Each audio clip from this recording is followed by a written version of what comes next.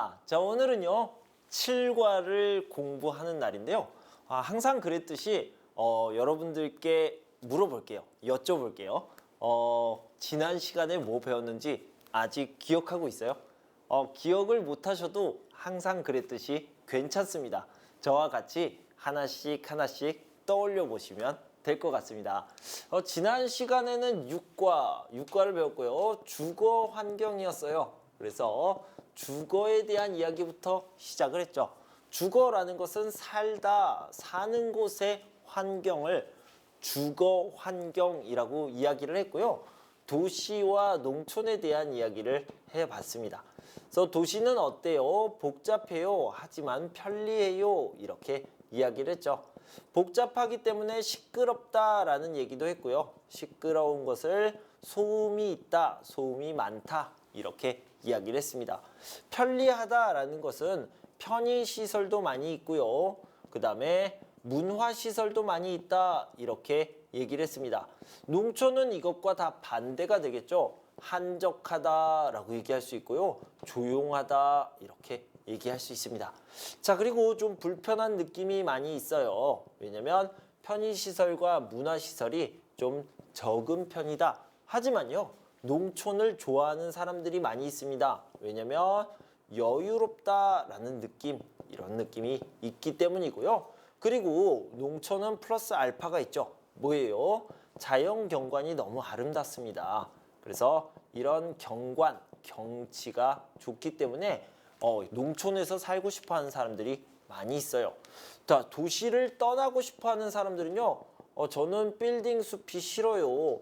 복잡하고, 그 다음에 뭐든지 빨리빨리 급하게 돌아가는 것이 싫어서 조용한 농촌에서 슬로우 라이프, 천천히 가는 생활, 이런 것들을 즐기고 싶어요. 이런 사람들이 많이 있었죠. 그러면 여러분들은 농촌에서 살고 싶어요? 도시에서 살고 싶어요? 이런 것들을 한번 생각해 보시면 좋겠습니다. 자, 이건 말고도요, 우리 문법을 공부했죠. 문법 중에서요, 첫 번째 문법은 아주 중요한 문법이었습니다. 뭐예요? 이, 히, 리, 기 기억나시나요? 자, 이런 것들은요, 피동이라고 얘기했죠. 그래서 내가 문을 열다 라고 했는데 누군가가 문을 열겠죠. 내가 문을 열다. 그런데 이 문이요, object, 그러니까 목적어에서 주어로 바뀌어요. 이 문의 입장에서 생각하는 거죠. 문이 subject, 주어로 이렇게 바뀌면서 열다가 아니라 뭐라고 얘기했어요? 열리다, 이런 식으로 표현한다 라고 했습니다. 그러니까 문이 열리다 이렇게 표현할 수 있고요. 문이 닫히다, 산이 보이다, 경찰에게 도둑이 쫓기다, 이런 식으로 이히리기를 써서 나타내는 표현, 피동에 대해서 공부해 봤습니다. 자, 두 번째 문법은 뭐였어요? 간접화법이었죠. 간접화법 중에서 제가 청유라는 얘기를 썼는데요. 이 청유라는 말은 뭐뭐 자, 뭐뭐 읍시다 이렇게 얘기를 하는 건데, 뭐뭐 자, 뭐뭐 읍시다 말고도요, 같이, 함께, 아어요, 뭐뭐 을래요, 이런 것도 청유의 의미가 들어가기 때문에 뭐뭐 자고 하다 이런 표현이 들어간다 라고 얘기했습니다. 자, 그리고요, 우리 말하기 부분에서는요, 이웃이 새로 이사를 왔어요. 그래서 이 근처에 아이하고 놀 만한 곳이 있을까요? 이렇게 물어보는 표현을 공부했고요.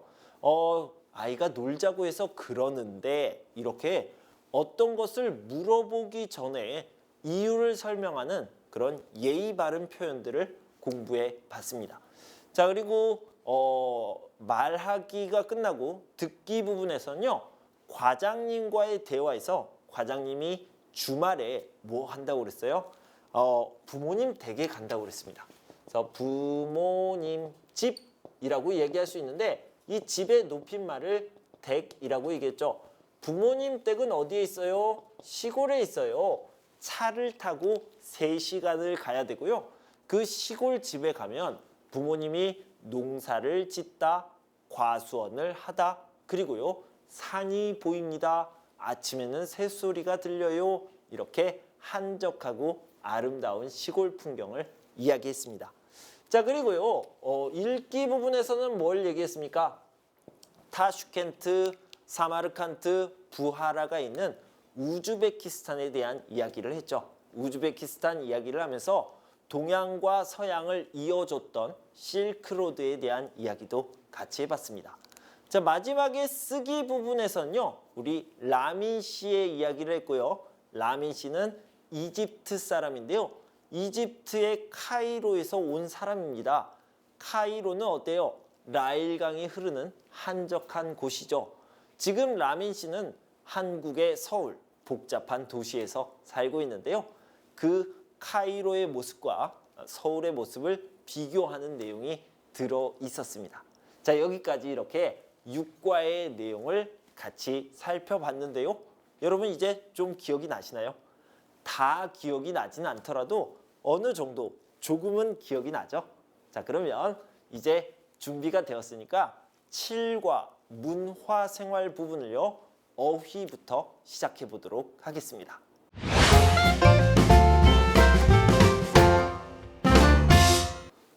자, 문화생활의 어휘 부분을 같이 살펴보도록 하겠습니다. 제가 여기에요. 공연, 전시회, 콘서트 이렇게 나눠서 써놨는데요. 우리 오늘은요. 책을 같이 보면서 이야기를 해볼게요. 교과서 86쪽에 나와 있습니다. 86쪽에 보면요. 사진이 나와 있어요. 그래서 사진을 보면서 이해하시면 훨씬 더 좋을 것 같습니다. 문화생활 하면은 여러분들은 어떤 것을 떠올리십니까? 어떤 것이 생각이 나요? 저는요, 영화가 제일 먼저 생각이 나더라고요. 영화, 그리고 책을 읽는 거요. 그런데 보통 사람들은 사람마다 다르겠지만 공연, 전시회, 콘서트 이런 것들을 가장 많이 떠오르게 되는 것 같아요. 또 어떤 사람들은요, 여행을 많이 떠올리게 되는데요. 오늘은 공연, 전시회, 콘서트를 중심으로 이야기를 좀 해보도록 하겠습니다. 자, 공연 그러면 연극이 있겠죠? 그 다음에요. 연극과 음악이 결합된 형태도 있겠죠? 이런 것들은요. 뮤지컬, 한국어로는 뮤지컬이라고 이야기를 합니다. 자, 그리고 어떤 사람들은요. 오페라를 떠올릴 수도 있어요. 그래서 이런 것들은 어디에서요? 무대, 스테이지에서 하게 됩니다. 그래서 어떤 무대가 있고요. 여기에는 관객들이 이렇게 보고 있죠. 그러면 여기에서요. 사람들이 나와서 누구예요? 배우, 연극 배우, 뮤지컬 배우들이 나와서 뭐를 해요? 공연을 합니다. 그런데 이 배우가 하는 행동 이런 것들을요. 연기하다 이렇게 이야기를 할 수 있죠. 또 어떤 것들이 있습니까? 공연 중에서요. 연주회를 하기도 하죠.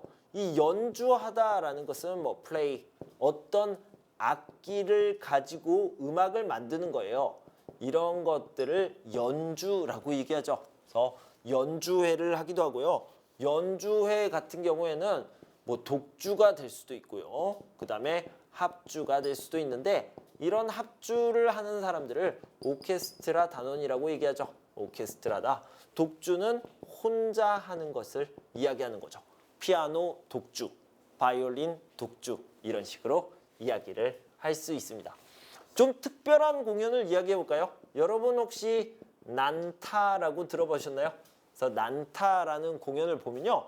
뭔가를 막 두들기면서 소리를 내는, 그래서 아주 혼잡스럽게 복잡하게 하지만 화려하게 두들긴다 이런 의미로 난타 공연이 있습니다. 난타 공연은요. 난타 전문 극장이 있습니다. 난타 공연 전문 극장에 가서 언제든지 보실 수 있습니다. 여러분들은 아직 못 보셨다면 꼭 한번 보시기 바랍니다. 너무너무 재미있거든요. 제가 추천해 드릴게요. 자, 그다음에요. 한국 전통 공연을 좀 볼게요. 사물놀이라는 공연이 있어요. 사물놀이는 네 가지의 물건을 가지고 놀이. 이 놀이라는 것은 놀다라는 의미보다는요. 공연을 한다 또는 연주를 한다라고 이야기합니다. 선생님, 놀이가 어떻게 공연이에요? 라고 얘기할 수 있는데요. 자, 영어를 잠깐 볼까요? 이 연극이나 어떤 것을 연기하다라고 얘기할 때 play라는 표현을 쓰잖아요. 놀다라는 표현을 쓰잖아요. 그래서 이 놀이가 play라고 생각을 한다면 공연, 연주 비슷하게 느껴질 수 있겠죠. 자, 그러면 물건은 왜 악기라는 뜻이에요? 자, 이것도요. 네 가지 소리 나는 물건, 소리를 내는 물건을 생각하면 악기라고 알 수 있겠죠. 자, 사물놀이에 쓰이는 네 가지 물건을 좀 알아보도록 합시다. 북이 있고요. 장구가 있고 그 다음에 꽹과리가 있고 징이 있습니다. 그런데 꽹과리는 쇠라고 한 글자로 표현하기도 합니다. 이 네 가지 악기를 가지고 소리를 내는데요. 이런 사물놀이, 대한민국의 전통 놀이 문화, 이런 공연이요. 난타에도 아이디어를, 영감을 줬다라고 합니다. 이렇게 알아두시고요. 그 다음에 요즘은 길거리를 가다 보면, 사람이 많은 길거리를 가다 보면 밖에서 이렇게 연주를 하고 노래를 부르는 그런 사람들이 있습니다. 이런 사람들을요, 버스커라고 얘기해요. 그리고 그런 공연을요, 버스킹이라고 얘기하죠. 자, 이것은 가수를 얘기하고 연주자, 그러니까 음악가들을 이야기하는 거죠. 아티스트요. 그리고 버스킹은 그 공연을 이야기합니다. 그런데 길거리에서 하기 때문에 길거리 공연, 이것을 버스킹이라고 한다. 이렇게 알아두시면 되겠습니다. 여기까지 이렇게 공연에 대해서 알아봤습니다. 다음은 전시회에 대해서 좀 알아보도록 할게요. 전시회는 어떤 종류가 있을까요? 자, 우리 86페이지를 보면요. 자, 먼저 그림을 전시하겠죠. 제가 지난 시간에요. 저의 어렸을 때 꿈이 화가라고 그랬는데 이 화가들이 그림을 그리죠. 그림을 그려서 전시를 하게 됩니다. 그래서 그림 전시회가 있을 수 있고요. 그 다음에 사진을 찍는 사람들이 있어요. 사진을 찍는 사람들을 사진작가라고 하죠. 그리고 역시 그 사진들을 전시를 하게 됩니다. 그러면 사진 전시회라고 얘기하죠. 이 전시회를 가는 사람들은 어떤 사람들이에요? 제가 생각할 때는요. 문화 수준이 굉장히 높은 사람들인 것 같아요. 많은 사람들이 영화도 보고 책도 보고 여행도 하지만 공연을 잘 안 봐요. 또 어떤 사람들은 공연을 보기는 하지만 전시회는 잘 안 가요. 이런 경우가 많이 있는데요. 그래서 전시회에 가서 그런 문화를 즐길 줄 아는 사람들은요. 문화 수준이 굉장히 높구나. 문화에 관심이 많구나. 이런 생각이 듭니다. 자, 그리고 또 어떤 것들이 있을까요? 공예 전시회가 있죠. 공예라는 것은 만들다라고 생각하면 돼요. 그래서 내가 만든 물건, 내가 만든 작품을 전시하는 것, 이런 것들을 공예 전시회라고 이야기를 합니다. 자, 그리고 콘서트에 대해서 바로 알아보도록 할게요. 콘서트라고 하면요. 유명한 가수, 인기 있는 가수들이 공연을 해요. 노래를 불러요. 인기 있는 노래를 불러요. 가장 대표적인 게 K-팝 콘서트가 되겠죠. 그러니까 K-팝 스타들이, K-팝 아이돌들이 콘서트를 합니다. 그러면 많은 사람들이 가서 그 공연, 그 콘서트를 즐기게 되는데요. 내가 예를 들어서 선생님은 개인적으로 블랙핑크를 아주 좋아해요. 그래서 블랙핑크 콘서트에 꼭 가보고 싶은데요. 블랙핑크 콘서트에 가려면 어려울까요? 쉬울까요? 돈이 많이 필요한가요? 돈은 문제가 아닙니다. 돈은 문제가 안 되고요. 문제는 뭐냐면 예매하는 것이 문제인데 예매를 할 때 그 시간이 딱 되면 바로 이렇게 클릭을 해야 돼요. 그냥 이렇게 클릭하면 안 되고요. 바로 이렇게 빨리 클릭을 해야 되는데 이것을 빛의 속도로 클릭을 한다 그래서 광클릭 또는 광클이라고 이야기하거든요. 이게 무엇을 의미하냐면 굉장히 인기가 많습니다. 굉장히 인기가 많아서 표를 구하기가 너무 어렵습니다. 그만큼 한국에서는요, 물론 다른 나라에서도 그렇지만 한국에서 K-팝이 굉장히 인기가 많고요. K-팝 콘서트에 가기가 어렵다. 이렇게 생각하면 되겠습니다. 자, 그리고 또 어떤 콘서트가 있을까요? 자, 여기 보면요. 재즈 콘서트가 있습니다. 그래서 재즈 음악. 한국에서는 한국어로는 재즈 이렇게 표기를 하고요. 재즈 콘서트가 있습니다. 요즘은 사람들이요. 강연에도 굉장히 좋아해요. 그래서 어떤 주제에 대해서 이야기하는 거. 그래서 강사들이 나와서 강연자들이 나와서 이야기를 하는 것을 뭐라고 그래요? 여기는 콘서트에 강연에 말하는 게 들어갔네요. 말하는 게 왜 들어갔을까요? 노래가 있지 않더라도 사람들이 그것을 듣고 즐깁니다. 그것을 좋아해요. 그래서요. 이런 것들을 토크를 한다. 그리고 이것이 콘서트가 된다라는 의미로 토크, 콘서트 이런 표현을 씁니다. 그래서 콘서트의 한 종류로 넣어놨습니다. 그래서 K-팝 콘서트, 재즈 콘서트, 토크 콘서트 이런 것들이 있고요. 사실 여기에는요.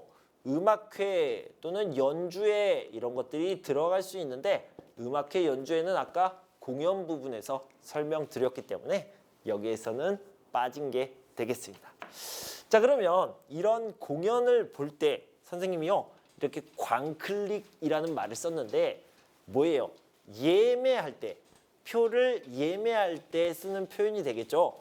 아주 빨리 그 시간에 컴퓨터로 아주 빨리 클릭을 해야 됩니다. 예매를 해야 됩니다. 신청을 해야 됩니다. 그래서 광클릭이라는 표현을 썼는데요. 자, 공연을 보기 위해서는 뭐 예를 들어서 콘서트라든가 아니면 뭐 연극을 보기 위해서는 어떤 것을 해야 돼요? 먼저 예매를 해야 되죠. 예매를 하기 전에 알아봐야 되겠죠. 알아보다 뭘로 알아봐요? 보통 인터넷으로 알아보죠. 인터넷으로 찾다 이렇게 찾다라고 할 수 있는데 찾다를 땡땡하다라고 얘기할 수 있습니다. 뭐라고요? 검색하다 이렇게 얘기할 수 있겠죠. 먼저 인터넷을 검색해서 알아보고요. 그 다음에 예매를 하는데 예매를 할 때 인기 있는 콘서트는 아주 빨리 바로 이렇게 클릭을 해야 되는데 그런 것들을 광클릭이라고 얘기하고요. 자, 그 다음에 이렇게 예매를 했으면 직접 콘서트장에 가서 받는 경우가 있어요. 표를 받다. 표를 받다. 이 받다를 또 땡땡하다라고 표현할 수 있는데 이런 것들을 수령이라고 표현할 수 있습니다. 이 콘서트장, 바로 그 장소, 콘서트가 열리는 그 장소를요. 현장이라고 이야기하기도 합니다. 그래서요. 표를 어떤 경우에는 예매를 해야 돼요. 인터넷으로 예매를 해야 돼요. 이럴 수도 있고요. 어떤 경우에서는 그 자리, 전시회가 열리는 그 자리, 콘서트가 열리는 그 자리에서 사면 돼요. 이렇게 얘기할 때는요. 현장 구매 이렇게 표현을 합니다. 그래서 인터넷 예매예요? 아니면 현장 구매예요? 이렇게 구분해서 말하는 경우가 있습니다. 자, 이렇게 표를 받은 다음에 이제 공연을 보게 되겠죠. 자, 여러분들께 좀 물어보고 싶은데요. 여러분들은 영화를 자주 봅니까? 영화를 보면 여러분들은 친구하고 가족하고 연인하고 같이 가는 게 좋아요? 아니면 나 혼자 가는 거예요? 나만 혼자 가는 게 좋아요?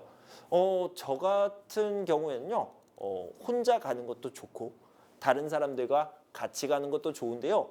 이 같이 가는 경우에 나와 같이 가는 친구가요. 조금 영화에 관심이 많은 사람, 또 내가 보는 그 영화를 잘 아는 사람이었으면 좋겠어요. 혼자 가면 뭐가 좋아요? 혼자 가면 사람들과 이야기하지 않고 영화에만 집중할 수 있습니다. 다른 사람과 같이 가면 뭐가 좋아요? 다른 사람과 같이 가면요. 이런 게 좋죠. 내가 친구하고 같이 영화를 봤습니다. 영화를 봤죠. 영화를 보고 나서 나는 커피숍에 갈 거예요. 그죠? 그래서 커피숍에 가서 이 친구하고 같이 이야기를 나눌 겁니다. 뭐에 대해서 이야기를 나눠요? 이 영화에 대한 이야기를 나눌 거예요. 나는 어떤 느낌이었어? 그래? 나는 어떤 느낌이었어? 이런 식으로 자기의 느낌, 이 영화에 대한 생각을 이야기하게 되는데요.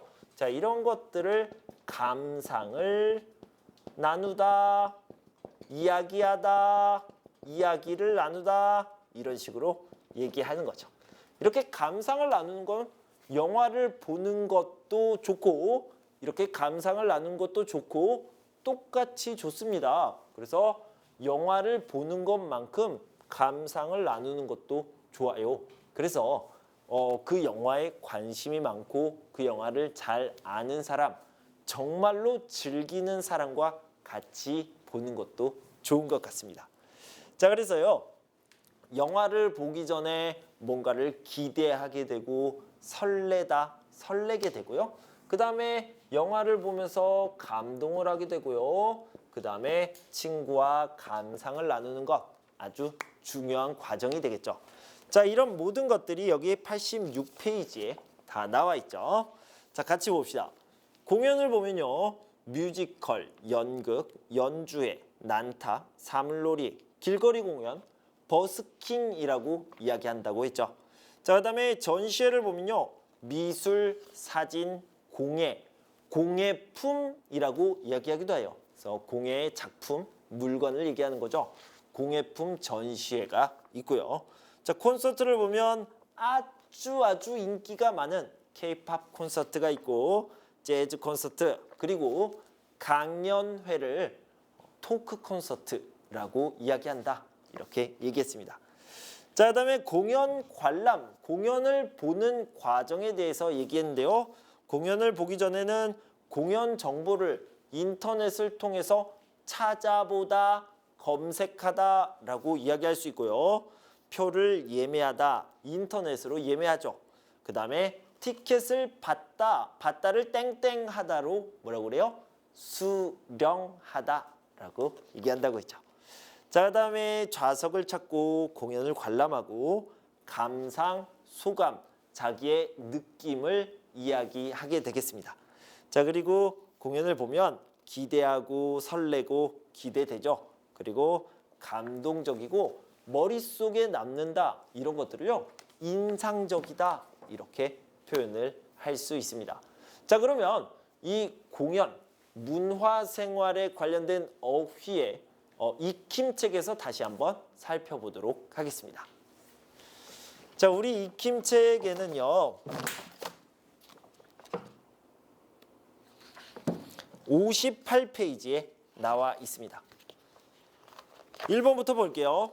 다음 달에는 4가지 한국의 전통 악기로 다양한 장단을 연주하는 사물놀이를 볼 것이다. 이렇게 4가지 악기로 연주하는 거 사물놀이다 라고 이야기를 할 수 있죠. 배우들이 무대에서 노래하고 연기도 하는 뮤지컬을 관람하고 싶다. 그래서 무대에서 연극을 해요, 노래가 있어요, 연기해요, 음악이 있어요. 이런 것들을 뮤지컬이라고 하죠.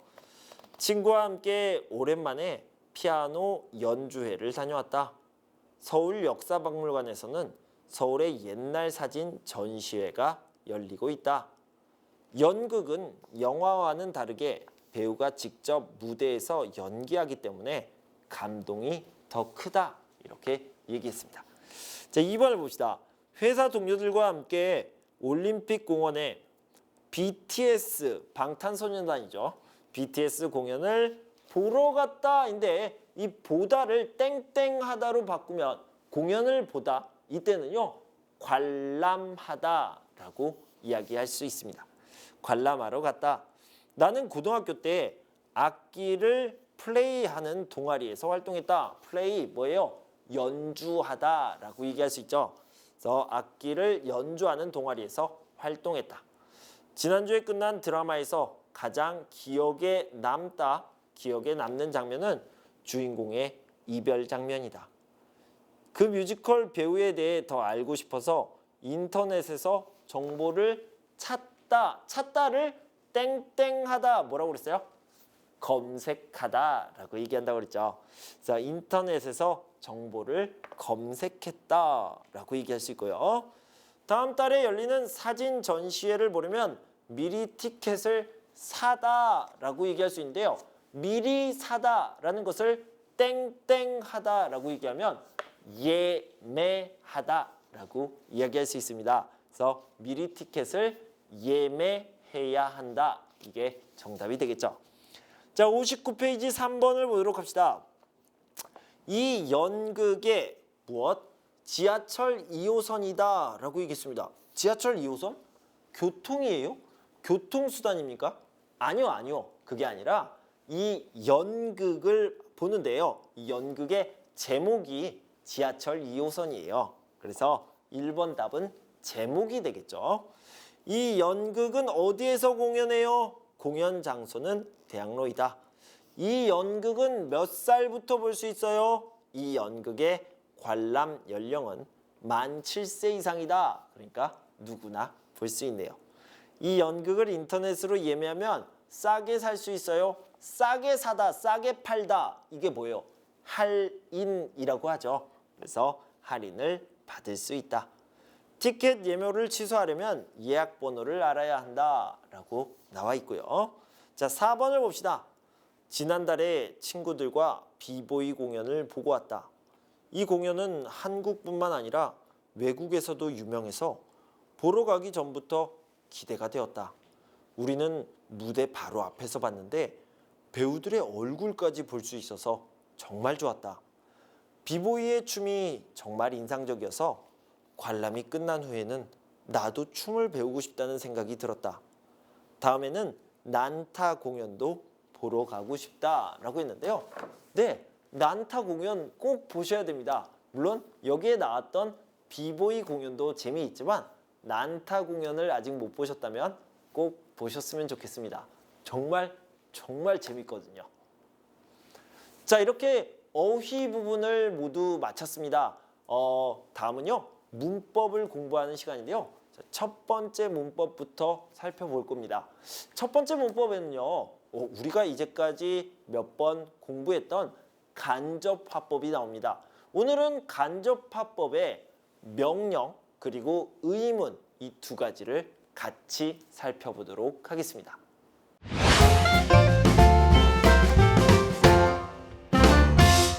네, 간접화법에 대해서 오늘 이야기를 하기로 했는데요. 그래서 이 간접화법 중에서도 여기 보면 뭐뭐으라고 하다라는 내용이 나왔습니다. 여기는 명령이라고 문법 용어로 쓸 수 있고요. 뭐뭐냐고 하다는 의문인데요. 물음표가 있으면 이렇게냐라고 표현한다. 이렇게 알아두시면 되겠습니다. 간접화법은요. 제가 여러 번 여러분들께 말씀드렸기 때문에 바로 예문으로 들어가도록 하겠습니다. 선생님이 말했어요. 내일 9시에 오세요 라고 얘기했습니다. 뭐뭐으세요 라는 명령이 나왔을 때는 뭐라고 얘기합니까? 선생님이 또는 선생님께서 라고 해볼까요? 내일 9시에 뭐라고 했어요? 오라고 하셨어요. 이렇게 얘기할 수 있죠. 자, 여기 높임말은 중요한 게 아니라 이 부분이 중요하죠. 뭐뭐라고 하다. 받침이 없으면 라고만 쓰면 됩니다. 그런데요. 민수가 말했어요. 아침을 꼭 드세요. 자, 이거는 먹다로 바꿔줘야 되겠죠. 그래서 뭐라고 바꿀 수 있어요? 민수가 말했어요. 아침을, 아침밥이죠. 꼭 먹다, 먹으라고 했어요. 이렇게 얘기할 수 있겠죠. 자, 여기에 받침이 있기 때문에 으라고 라고 표현을 했죠. 으라고. 자, 이런 식으로 명령 부분 뭐뭐으세요, 세요 이 부분은요. 이렇게 라고, 으라고 이렇게 바꿔서 표현하면 됩니다. 이것을 간접화법의 명령 부분이다. 이렇게 정리해 두시면 되겠고요. 자, 이번에는 의문문을 봅시다. 의문문이라는 것은 방금 말씀드렸듯이 물음표가 있는 것을 얘기합니다. 학생이 말했어요. 내일 9시에 와요. 자, 학생이 뭐라고 그랬어요? 학생이 내일 9시에 오다, 자, 물음표 냐라고 표현하죠. 오냐고 했어요. 그런데 이번엔 물어봤으니까 물어봤어요, 여쭤봤어요 이런 표현이 들어가도 괜찮겠죠. 둘 다 괜찮은 표현입니다. 자, 여기도 역시 물음표가 있습니다. 민수가 말했어요. 아침을 드세요. 민수가 아침을 여기도 먹다라고 표현을 해볼게요. 먹다. 그래서 먹냐? 야를 쓰면 되죠. 그래서 먹냐고 했어요. 민수 씨가 뭐라고 했어요? 민수가 아침을 먹냐고 했어요. 이런 식으로 표현할 수 있죠. 그래서 간접화법으로 바꿀 때는 뭐뭐 으세요, 뭐뭐 아어라 이런 것들은 라고 하다. 그 다음에 물어보는 표현이 있을 때는 냐고 하다 이렇게 바뀐다. 이것을 알아두시면 되겠고요. 자, 우리 교재 바로 87페이지를 보도록 합시다. 곧 공연이 시작됩니다. 가지고 계신 휴대전화의 전원을 모두 꺼주시기 바랍니다. 지금 안내방송에서 뭐라고 했어요? 곧 공연이 시작되니까 휴대전화를 끄세요 말했어요? 끄라고 했어요. 이렇게 안내방송에서 들은 것을 다른 사람에게, 즉 제이슨 씨가 애나 씨에게 다시 말하는 것을 간접화법이라고 하고요. 뭐라고 표현했습니까? 전화를 끄라고 라고 했어요. 이런 표현을 쓴 거죠. 한국 친구들이 처음 만나면 어떤 질문을 자주 해요? 한국어를 얼마나 공부했어요? 이것을 물어보는데요. 한국어를 얼마나 공부했냐고 해요. 이렇게 얘기했죠. 친구가 저에게 K-팝 좋아해? 라고 물어봤죠. K-팝을 좋아하냐고 했어요. 직원이 관객들에게 지금 공연장에 입장하세요 이렇게 명령을 했죠. 그래서 입장하라고 했어요. 이렇게 표현할 수 있습니다. 자, 라민 씨가 뭐라고 했어요? 봅시다. 공연이 몇 시에 시작해요? 공연이 몇 시에 시작하냐고 했어요. 이링 씨가 뭐라고 했어요? 주말에 무슨 전시회 갔어요? 주말에 무슨 전시회에 갔냐고 했어요. 후엔 씨는 뭐라고 했어요? 택배를 문 앞에 두세요. 두라고 했어요. 과장님은 뭐라고 했어요? 내일 회의가 있으니까 모두 참석하세요. 참석하라고 했어요. 자, 이런 식으로 표현할 수 있겠습니다. 자, 바로 워크북 익힘책을 보도록 하겠습니다. 60페이지, 익힘책 60페이지를 볼게요. 2번부터 볼게요. 집에 올 때 우유 좀 사와. 왜 우유를 사? 엄마가 집에 올 때 우유를 사오세요. 엄마가 말했어요. 엄마가 사오라고 하셨어. 이렇게 얘기할 수 있겠죠. 자, 1번 엄마가 뭐라고 그랬어요? 자주 연락해 라고 했어요. 그래서 자주 연락하라고 하셨어요. 자, 왜 이렇게 일찍 왔어요? 선생님이 말했어요. 수업에 늦지 마세요. 그래서 선생님께서 수업에 늦지 말라고 하셨어요. 이렇게 얘기할 수 있겠죠. 밖에 비가 와요? 라고 잠시드 씨가 물어봤죠. 잠시드 씨가 밖에 비가 오냐고 물어봤어요. 자, 어제 본 공연이 재미있었나요? 자, 제이슨 씨가 물어봤죠. 어제 본 공연이 재미있었냐고 물었어요. 이렇게 표현할 수 있습니다. 자, 잠시드 씨 볼펜 좀 빌려주세요. 3번을 볼게요. 제이슨 씨가 뭐라고 말했어요? 볼펜 좀 빌려달라고 했어요. 라만 씨 오늘 저녁에 전화 좀 해주세요. 반장님이 뭐라고 하셨어요? 오늘 저녁에 전화해 달라고 했어요. 내일 아침까지 상품을 정리하세요. 이링 씨가 뭐라고 해요? 내일 아침까지 상품을 정리하라고 해요. 자, 할머니께 사과 좀 갖다 드려. 후엔 씨가 딸한테 뭐라고 말했어요? 할머니께 사과 좀 갖다 드리라고 말했어요. 이 서류를 잠시드 씨에게 전해주세요. 팀장님이 뭐라고 하셨어요? 이 서류를 잠시드 씨에게 전해주라고 하셨어요. 이렇게 표현할 수 있습니다. 자, 4번을 봅시다. 고향 친구가 아까 전화로 뭐라고 물었어요? 요즘 한국 날씨가 좋냐고 물어봤어요. 선생님께 뭘 여쭤봤어요? 몇 시까지 시험을 보냐고 여쭤봤어요. 한국 사람들이 처음 만났을 때 무슨 질문을 많이 해요? 어느 나라에서 왔냐고 많이 물어봐요. 과장님께 회의가 몇 시냐고 물어보세요. 네, 알겠어요. 방금 수지 씨하고 무슨 이야기를 했어요? 수진 씨가 저한테 이번 주말에 뭐 할 거냐고 물었어요. 자, 이런 식으로 얘기를 하면 되는데요. 자, 우리 3번 부분을 다시 한번 보도록 할게요. 이 3번에 보면요. 뭐뭐 달라고, 뭐뭐 주라고 이렇게 두 가지로 나눠서 이야기를 합니다. 그래서 달라고와 주라고 어떨 때 바뀌는지를 보고요.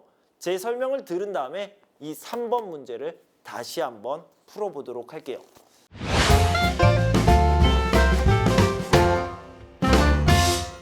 자, 주라고 하다, 달라고 하다 여기를 좀 보도록 합시다. A씨가 말했어요. 숙제를 주세요. 자, 이것을 바꾸면요. 간접화법으로 바꾸면 뭐가 됩니까? A씨가 숙제를 달라고 했어요. 이렇게 바뀌고요.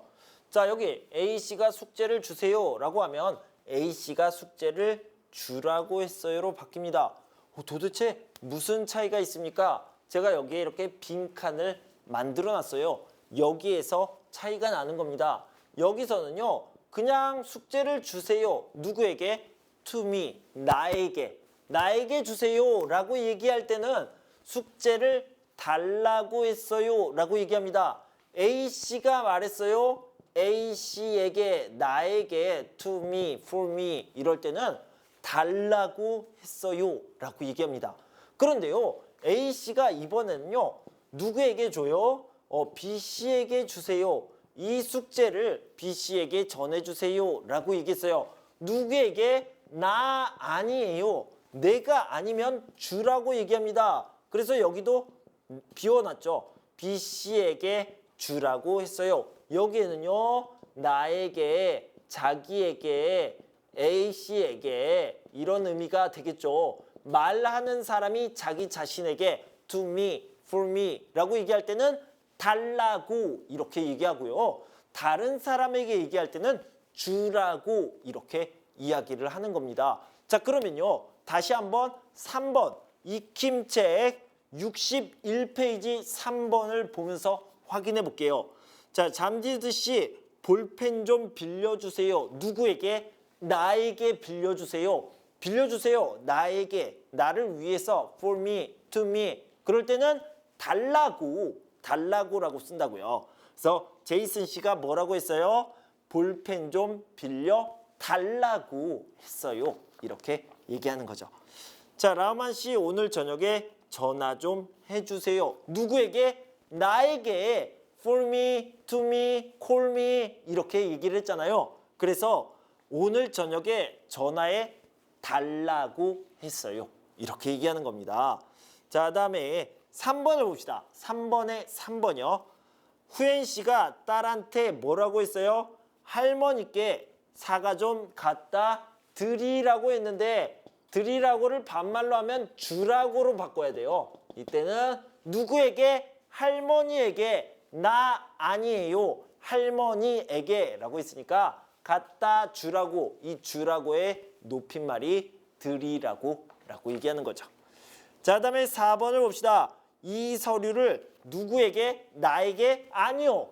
잠시드 씨에게 라고 했습니다. 다른 사람에게. 내가 아니에요. 그럴 때는 달라고 해요? 주라고 해요? 주라고. 그래서 이 서류를 잠시드 씨에게 전해 주라고 하셨어요. 이렇게 얘기하는 겁니다. 그래서 여기는요. 달라고는 to me, for me 이렇게 생각할 수 있고요. 그 다음에 주라고는 to me 아니에요. for me 아니에요. 이렇게 생각하시면 되겠습니다.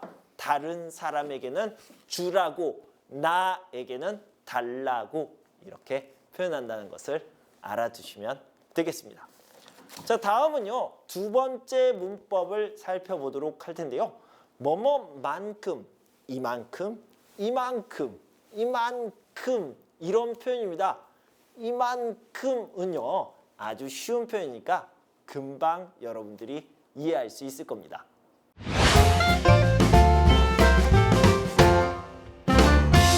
자, 다음 문법은 만큼인데요. 방금 말씀드렸듯이 아주 쉬운 문법입니다. 자, 예를 들어서 이것은 어떻다, 크다, 이것은 작다, 이것이 A고 이게 B라고 얘기합시다.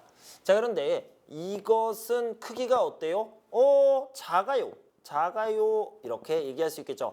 그런데 얼마나 작아요? 이런 정도를 이야기할 때 이렇게 얘기를 해야 되겠죠. 이렇게 작아요 라고 얘기하면 이만큼이라는 표현을 쓰죠. 특히 이것과 크기가 비슷하네요. A와 비슷하네요. 그럴 때 A만큼 작아요. 이런 식으로 표현할 수 있죠. 자, 이건 어때요? 크기가 진짜 비슷하네요. 그래서 B만큼 커요. 이런 식으로 이야기할 수 있습니다. 어떤 것을 비교할 때 어떤 것의 정도, 얼마나를 나타낼 때 이만큼, 이만큼 이렇게 정도를 나타내는 표현이 만큼이다 라고 알아두시면 되겠는데요. 자, 예를 들어서 여러분들이 식당에 갔습니다. 식당에 갔는데 음식이 너무 맛있어요. 음식이 맛있어요. 정말 맛있네요. 얼마나 맛있어요? 엄마가 해주는 밥이 진짜 맛있는데 엄마가 해준 요리 그것과 비슷해요. 요리만큼 맛있어요. 이런 식으로 얘기할 수 있겠죠. 한국의 겨울이 춥네요. 그런데 뭐와 비슷해요? 그 정도가 어때요? 우리나라 겨울만큼 춥네요. 이런 식으로 비교를 하는데 비슷하다라고 얘기할 때 만큼을 씁니다. 다시 얼마나, 정도 이것을 이야기하는데 어떤 것과 비슷하다, 그 정도가 얼마나가 비슷하다라고 할 때 만큼을 쓴다. 자, 바로 예문을 보면서 연습해 보도록 하겠습니다. 자, 우리 교재 88페이지에 나와 있습니다. 오늘 본 영화가 어땠어요? 지난번에 본 영화도 재미있었고요. 오늘 본 영화도 재미있었어요. 비슷해요. 뭐가 비슷해요? 정도가 비슷해요. 이만큼 비슷해요. 이만큼 비슷해요. 이 정도를 이야기할 때 만큼을 쓰죠. 저번에 본 영화만큼 아주 재미있었어요. 요즘 무료 공연도 괜찮네요. 맞아요. 잘 찾아보면 무료 공연도 유료 공연만큼 좋은 게 많아요. 무료라는 것은 공짜를 얘기하는 거고요. 유료라는 것은 돈을 내는 것을 얘기하죠. 회사 앞 식당은 고향 음식만큼 맛있어서 자주 간다. 아까 얘기한 그 내용이에요. 엄마가 해준 요리만큼 고향 음식만큼 비슷한 정도로 맛있다라고 얘기하고 있죠. 평일은 주말만큼 시내에 사람이 많지 않다라고 얘기했고요. 자, 밑에를 봅시다. 안젤라 씨가 노래를 잘하죠? 네, 가수만큼 노래를 잘해요. 하노이는 교통이 복잡하죠? 네, 서울만큼 교통이 복잡해요. 기말 시험 성적이 좋지요? 네, 중간 시험만큼 성적이 좋아요. 라고 얘기할 수 있고요. 미호 씨가 한국어가 유창하죠? 네, 한국 사람만큼 유창해요. 한국어가 유창해요. 이렇게 얘기할 수 있죠. 떡볶이를 자주 먹죠? 네, 저는 라면도 자주 먹고 떡볶이도 자주 먹어요. 그래서 라면만큼 자주 먹어요. 이런 식으로 이야기를 할 수 있습니다. 자, 저는 학생들의 미술 전시회에 가봤어요. 프로 작가의 미술 전시회만큼 아주 멋있었어요. 라고 표현할 수 있고요. 저는 연극을 봤어요. 어린이 배우가 나왔는데요. 어른 배우와 비슷하게 잘했습니다. 어린이 배우지만 정말 잘했어요. 얼마나 잘했어요? 어른 배우 그 정도 비슷하게 잘했어요. 어른 배우만큼 잘했어요. 이런 식으로 표현할 수 있죠. 바로 워크북을 보도록 합시다. 우리 익힘 체격 62페이지를 보도록 할게요. 자, 서울과 하노이를 비교했네요. 서울은 영하 5도, 하노이는 영하 4도예요. 후인 씨, 고향도 겨울에 추워요? 네, 서울과 비슷하게 추워요. 서울만큼 추워요. 라고 얘기할 수 있고요. 고천 씨는 168cm, 언니는 169cm. 고천 씨 언니도 키가 커요? 네, 저하고 비슷해요. 저만큼 커요. 라고 했죠. 새로 이사한 집이 넓어요? 네, 지난번 집만큼 넓어요. 민수 씨 요리를 잘해요? 네, 제가요 아내하고 비슷하게 잘합니다. 아내만큼 잘해요. 라민 씨가 요즘 공부 열심히 해요? 네, 얼마나 열심히 해요? 게임도 열심히 하고요. 그것과 비슷하게 공부도 열심히 합니다. 그래서 게임을 하는 것만큼 열심히 해요. 보통 게임을 하는 것만큼 열심히 하면요. 정말 열심히 하는 거죠. 왜냐면 게임을 할 때 진짜 집중하잖아요. 그러니까 게임을 하는 것만큼 공부를 열심히 해요. 그러면 아주 열심히 한다. 이런 의미가 될 수 있겠네요. 자, 방이 손바닥만큼 작아요. 이런 관용적인 표현입니다. 손바닥 아주 작죠. 방이 이만해요? 네, 그렇게 작은 느낌이에요. 자, 그래서 넓은 집으로 이사할 계획이에요. 부모님은 나를 아주 많이 사랑해요. 얼마나 많이 사랑해요? 하늘 그 정도, 그리고 땅 그 정도, 그렇게 아주 많이 사랑합니다. 이런 의미로요. 하늘만큼 땅만큼 사랑해요. 이런 식으로 이야기할 수 있고요. 그다음에 마음이 넓다라고 얘기할 때 바다는 정말 넓잖아요. 그래서 마음이 넓다라는 것을 표현할 때 바다만큼 넓어요. 이런 관용적인 표현들이 있습니다. 자, 이런 관용적인 표현들을 알아두면 굉장히 좋기 때문에 여러분들이 꼭 지금 기억했으면 좋겠어요. 그래서 하늘만큼 땅만큼 사랑해. 이런 식으로 사랑을 표현할 수 있고요. 그 사람의 마음이 넓으면 마음이 바다만큼 넓다. 이런 식으로 표현할 수 있습니다. 자, 지금은요. 만큼이라는 문법에 대해서 배웠고요. 자, 이번 시간에는 어휘 그리고 문법 두 가지를 살펴봤습니다.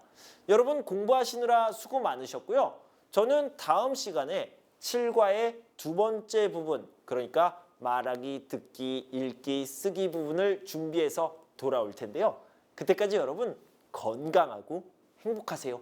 감사합니다.